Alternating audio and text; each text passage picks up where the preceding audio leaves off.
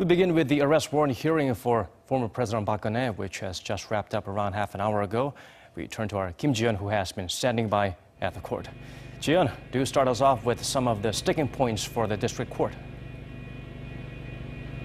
And before I do that, Daniel, just a few minutes ago, I saw the former president walk out of the court building after her hearing ended in just 8 hours. It lasted for 8 hours and 40 minutes. Her expression didn't say much. She was tight-lipped when she was surrounded by the reporters, and she is headed to the Seoul Central District Prosecutors office to wait for the judge to deliberate. For the court today, the main focus was not on whether the former president is guilty or not guilty of the criminal charges she's facing. Rather, it was determining whether the suspect is a flight risk, whether letting Park go free would jeopardize the prosecutor's investigation into the criminal charges against her.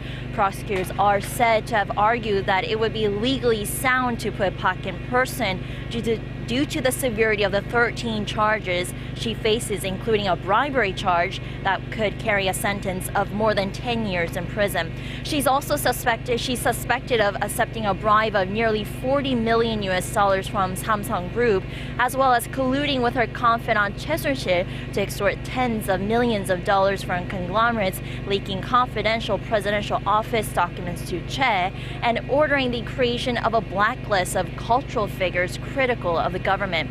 Prosecutors may have also argued that her closest former aides, her longtime confidant, as well as Samsung Electronics Vice Chairman Lee Jae-yong are already behind bars for colluding with or aiding Park in her alleged offenses, so it would not be fair to apply the law differently in her case.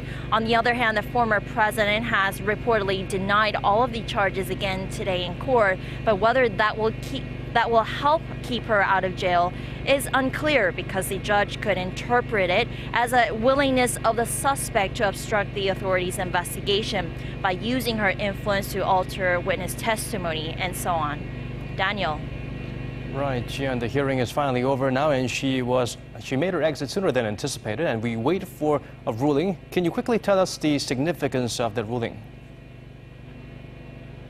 Well, all eyes are on this case because it's a first for the country for a district judge to deliberate on the arrest warrant of the former president, and it's most likely going to be a reference case in the future if a state leader is to face criminal charges while he or she is in office.